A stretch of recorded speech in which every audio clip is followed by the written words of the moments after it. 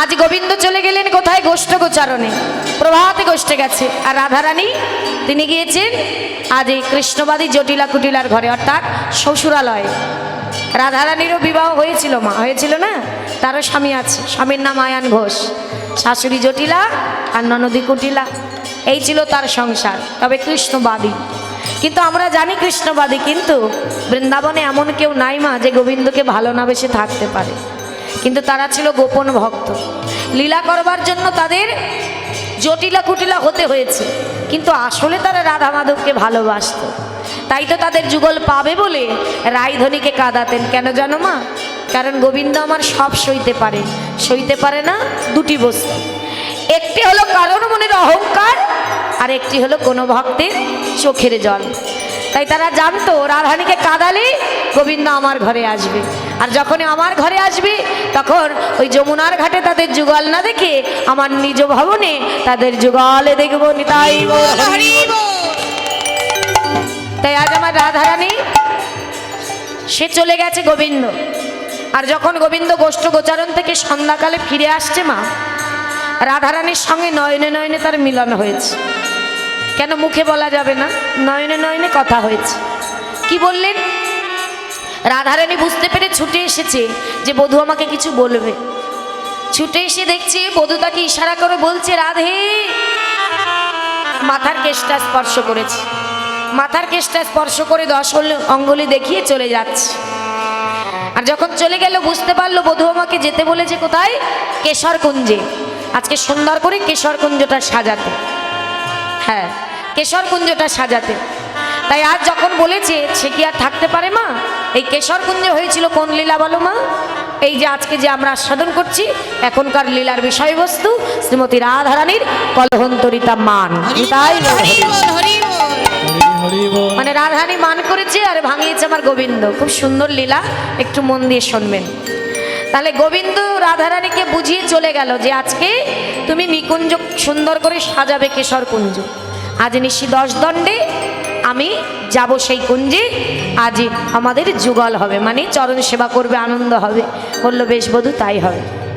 সখীরা বলছে রাধে, ও রাধে। বলি বধূ তোকে কি বলে গেল রে? আমাদের একটু বল, আমরাও শুনি। রাধারানী বলছে কেন, তোরা বুঝিস নাই? বলে না, তুই হলি কৃষ্ণদাসী হরিদাসী, তুই যা বুঝবি আমরা কি তা বুঝবো বল? হ্যাঁ একটু বল না, বধূ তোকে কি বলে গেল? বলছে বধূ আমাকে বলেছে আজ সুন্দর করে কেশর কুঞ্জে সাজাতে। কেশর কুঞ্জে বধূ আসবে, আমি আজ সুন্দর করে কুঞ্জ সাজাবো, আর বধূ আসবে, আমি তার চরণ সেবা করবো। বাবা বাবা বাবা, এ তো বড় আনন্দের কথা। তাহলে আর দেরি কিসে? সখীরা সবাই মিলে গিয়ে সুন্দর করে পুষ্প চয়ন করেছে, সুন্দর করে পুষ্প চয়ন করে সুন্দর করে কুঞ্জটা সাজিয়েছে। কৃষ্ণ নাম বদনে করেছে আর কুঞ্জটা সাজিয়েছে।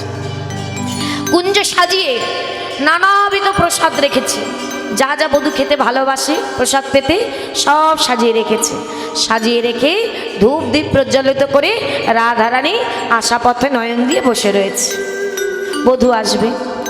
আর এদিকে আমার গোবিন্দ ঘরে গেছে, সেখানে মাতা যশোদা সারাদিন পরে সন্তানকে পেলে কি হয় মা? মা কি আর ছাড়তে চায়? গোপালকে কোলে পেয়ে একেবারে কোলের মধ্যে বসিয়ে নিয়ে ভালো করে ক্ষীরসর নবনী খাইয়ে তার কোলের মধ্যে ঘুম পাড়িয়ে রেখেছে। এইবার গোপাল কি করবে মা? এদিকে রাধারানীকে কথা দিয়েছে, এদিকে মা আমার ঘুম পাড়াচ্ছে। এখন কি করি? বলে না আমার প্রাণনাথ বড় চতুর, চতুরের শিরোমণি। তখন চোখটা বন্ধ করে চুপ করে আছে, চুপ করে আছে। কেন চুপ করে পড়ে আছে? যে যখনই মা ঘর থেকে যাবে অমনি আমি রাধার কাছে চলে যাব, তাহলে মার কথাও রাখা হবে আর রাধারানীর কথাও রাখা হবে। এইবার কি ভাবছে? গোপালকে যখন শয়নে দিয়েছে, মা ভাবছে গোপাল আমার ঘুমিয়েছে, যাই আমি গৃহকর্মে। মা চলে গেল গৃহকর্মে। আর এদিকে গোপাল কি করলেন? যখনই মা গেছে চোখটা খুলে হাতে মুরলিটা নিয়ে ছুটতে ছুটতে রাধে রাধে রাধে বলতে বলতে রাধার কাছে। কিন্তু গেলে কি হবে? পথে যখন ছুটতে ছুটতে রাধে রাধে বলতে বলতে যাচ্ছে মা, তখন কিন্তু পথে তার হয়ে গেল আরো একটা বাধা। মানে রাধার কাছে যাচ্ছে, কত বাধা, বাধা পড়ে গেল। কি বাধা? বলি ওই গোবিন্দকে পথের মাঝে ধরেছে একজনা, এক সখী। সে কে? বলি আর কেউ নয়, চন্দ্রাবলীর সখী পদ্মা, কারণ ওই রাধারানীর কুঞ্জের আগে চন্দ্রাবলীর কুঞ্জ, আর চন্দ্রাবলীও রাধারানীর মতন করেই তাকে ভালোবাসত। সবাই ভালোবাসে বধূকে, সবাই চাই যে একবার আমার কাছে আসুক প্রাণনাথ, তাই না মা? তাই চন্দ্রাবলীও রাধারানীর মতন সুন্দর করে কুঞ্জ সাজিয়ে প্রত্যেক দিন বসে থাকে। কিন্তু দয়াল কৃপালু, তার কৃপা হবে তবে তো তোমার কাছে যাবে, তার করুণা হবে তবে তো আমি তাকে পাবো। তাই প্রত্যেক দিন সাজায় কিন্তু তার কুঞ্জে যায় না। তাই তার মনে বড় কষ্ট, বধূকে ভালো তো বাসে। তাই দুঃখ করে একদিন সখীদের বলছে, জানিস সখী, ওই রাধারানী যেমন প্রতিদিন বধূর জন্য কুঞ্জ সাজায়, আমি আমার বধূর জন্য প্রতিদিন কুঞ্জ সাজাই। রাধারানী যেমন সুন্দর করে সেবার সকল গুছায় রাখে, আমিও তো রাখি। কিন্তু সখী জানিস, প্রতিদিন দেখি বধূ আমার কুঞ্জের সামনে থেকে ওই রাধার কুঞ্জে চলে যায়। কেন রে সখী, বলতে পারিস? আমি কি বধূকে ভালোবাসি না? বধূকে কি আমি পেতে পারি না? তার চরণের সেবা কি আমার অধিকার নাই? তাই আমিও ভেবে রেখেছি যে আজ বধূ না আসলেও কোনো না কোনো দিন বধূ আমার কাছে আসবেই আসবে। সত্যই যদি আমি তাকে ভালোবেসে থাকি, কোনো না কোনো দিন আমি তাকে পাবোই পাবো। আরে যেদিনে পাবো না রে, সেদিন মনের মতো করে এমন ভালোবাসবো যে জনমের মতো রাইধনীকেই ভুলে যাবে। কিন্তু সেটা তো হবে না মা। ওই যে বললাম, রাধারানী তো আলাদা কেউ নয়, গোবিন্দের নিজের বামঙ্গ থেকে তাকে সৃষ্টি করেছে। তাকে কি সে ভুলতে পারে? ভুলতে পারে না। রাধারানীকে ভোলা সম্ভব নয়। তাই আজ কি করেছে মা, আজ চন্দ্রাবলী বসে আছে অপেক্ষা করে যে কোনো না কোনো দিন তো বধূকে আমি পাবোই পাবো। আর সেই কৃপা হয়ে গেল আজ তারই। আর যখনই আজ কৃপা হয়ে গেল মা, গোবিন্দ ছুটতে ছুটতে রাধে রাধে বলতে বলতে যাচ্ছে, অমনি শুনতে পেয়েছে নুপুরের ধ্বনি। আজ ধ্বনি তার কর্ণে গেছে, কারণ তিনি কৃপা করেছে। তাই যখনই কর্ণে গেছে, অমনি তার সখীকে বলছে, সখী ওই যে ওই আমার বধূ এসেছে, আজ আমার বধূকে আমি যেতে দেব না। জানো, আমার বধূর হাতটা ধরে একটু আমার কুঞ্জে নিয়ে আয়, আজ একটু মনের মতো করে তাকে সেবা করি, তাকে ভালোবাসি। যেই কথা সেই কাজ। ছুটতে ছুটতে পদ্মা আগিয়ে বলছে, দাঁড়াও শ্যামনগর। সামনে দাঁড়িয়েছে, দাঁড়াও। কোথায় যাচ্ছ? এত তাড়া কিসে? চলো। হাত ধরেছে গোবিন্দের। গোবিন্দ মনে মনে ভাবছে, সর্বনাশ, আজ এই সখীর হাতে পড়েছি, না জানি আমার কি হবে। আমার মনে হয় আর রাধার কাছে যাওয়া হবে না।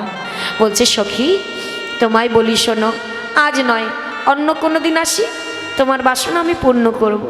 বধূ, আজ তো আমি আমার জন্য আসিনি গো, যার জন্য এসেছি তার কাছে বলবে চলো।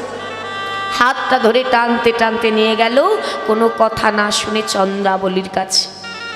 আর যখন চন্দ্রাবলীর কুঞ্জের সামনে দাঁড়িয়েছে মা, আজ থেকে তো নয়, সেই শিশুকাল থেকে প্রত্যেক দিন বধূর জন্য কুঞ্জ সাজায়। আর আজ সেই প্রাণনাথকে নিজের সামনে দেখে নিজেকে আর ধরে রাখতে পারল না। যখনই তার কুঞ্জের সামনে প্রাণনাথকে দেখেছে, ছুটে গিয়ে প্রাণনাথ প্রাণনাথ বলে ছুটে গিয়ে চরণটা বুকের মধ্যে জড়ায় ধরে আছাড় খেয়ে বলছে, দয়াময়, দয়াময়, তুমি এসেছো দয়াময়। ও বধূ, তুমি জানো তোমার জন্য আমি আজ থেকে নয়, সেই শিশুকাল থেকে অপেক্ষা করছি। প্রত্যেক দিন কুঞ্জ সাজাই, এই দেখো না আজও সাজিয়েছি। এসো বধূ, এসো আমার কুঞ্জে এসো, আজ মনের মতো করে তোমায় সেবা দিই, আমায় সেবার অধিকার দাও। যখনই বলেছে, গোবিন্দ বলছে, চন্দ্রা আজ আমাকে যেতে দাও না, আমি কাল আসবো। বধূ আর বলো না, আর এই কথা বলো না, অনেক কষ্ট করে তোমাকে আমি পেয়েছি, আজ আর তোমাকে যেতে দেব না দয়াময়। আজ মনের মতো করে সেবা দেবে এই অভাগিত মায়।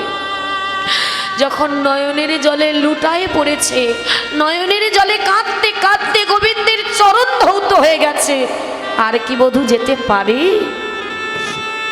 কারণ ভগবান ভক্তের চোখের জল সইতে পারে না।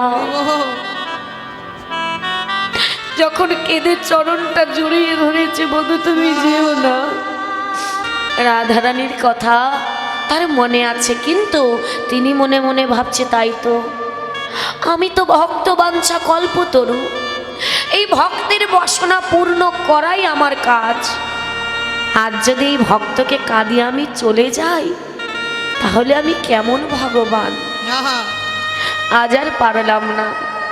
চোখের জলে গোবিন্দ তার কাছে আজ সারা নিশি বাধা পড়ে গেল। সারা নিশি তার কিন্তু আর যাওয়া হলো না। মা দেখেছো কত প্রমাণ?